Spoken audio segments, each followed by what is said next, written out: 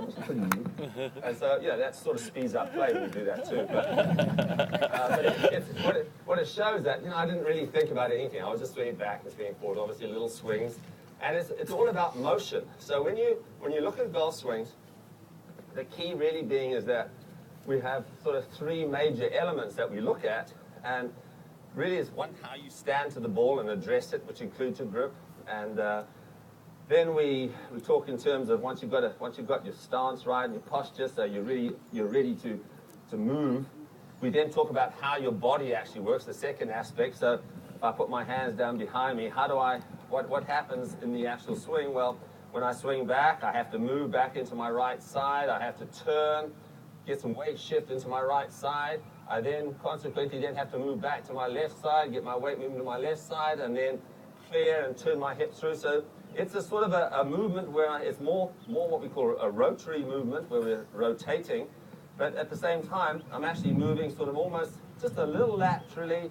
So I've got a little turn, a little lateral movement, and a little move back, and then a turn through. So the movement in the swing itself, you create a situation where your body is very much in control. Although the hands hold the club, and we've got to understand what the club is doing, which is the next part of the swing.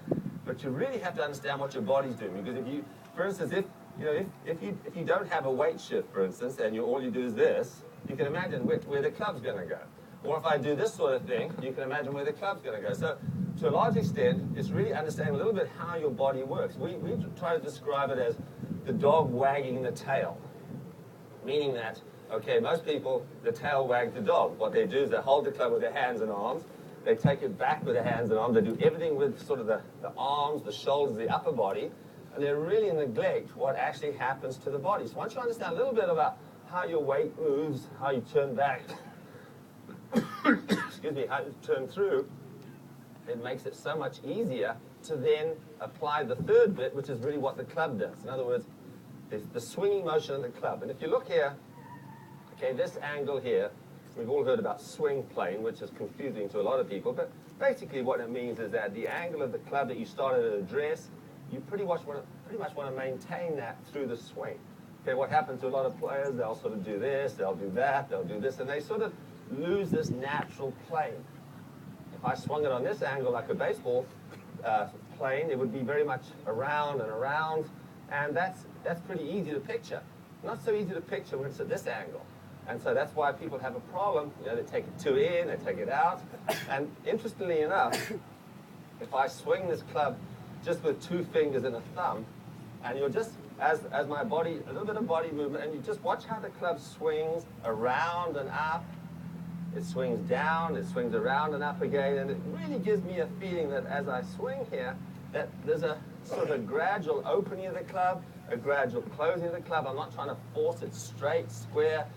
Don't come from outside, don't come too far from inside. It's a very natural movement. And just, you can see as I do this, I'm going to sort of just clip the ball here, just two fingers and a thumb, and just get the club into motion. And it's interesting how if you just let the club do its own thing and let the ball get in the way of the swing, rather than what most people do, they get up here and they try to control the club, and it's sort of, that sort of thing. So you can see in simplistic terms, we have to let the club swing here. But in order to do that, the body has to move correctly. So you get a combination of, when you set up to the ball here, and I'll sort of do this slowly so you can see this, so with good balance, good posture here, I'm in a position where, and your arms need to be relaxed, by the way. This is one of the big keys we see in so many golf swings. People strangle the club, so they get to a point where they're so tight, they're so tense, and they really find it very difficult to get the club swinging. So tension is something that you really have to eliminate. So in making the swing here, I'll just say do this very easy so you can actually see this, but you can see the combination of what I'm going to work on here. Good posture, good grip. As I swing it away here, I'm thinking in terms of my body movement here, but I'm also thinking in terms of getting the club swinging and keeping the arms relaxed, because if you think of your arms as like two pieces of wet rope, as your body swings, okay, the rope sort of snaps through. And that's, if you look at probably the most desirable swing in the world of golf, is who would you say? If somebody gave you a golf swing, whose swing would you like to own? Bubba? Okay. Ernie Els is probably the most sought after swing. So, boy, if I could swing like Ernie. Why is that? Because he, you know, Freddie Couples is another. Obviously, they have that sort of languid sort of swing here. They hit the ball miles with comparatively little effort. And that's sort of the old, one of my favorite expressions in golf is swing easy, hit hard. And that simply means that, hey, if you're able to sort of swing the club with a great deal of feel and flow, your power really comes right through the impact area. So you're not trying to sort of muscle the ball out. Yeah? And there's a lot of people who are strong, especially in the upper body. Unfortunately, what happens, they're using their power in the wrong way. So the important thing is, when you make a swing here, and say, we'll just do this very slowly so you can see the movement here. I'm going to move my body. I'm going to get the club swinging. So I'm in a position where as I do this,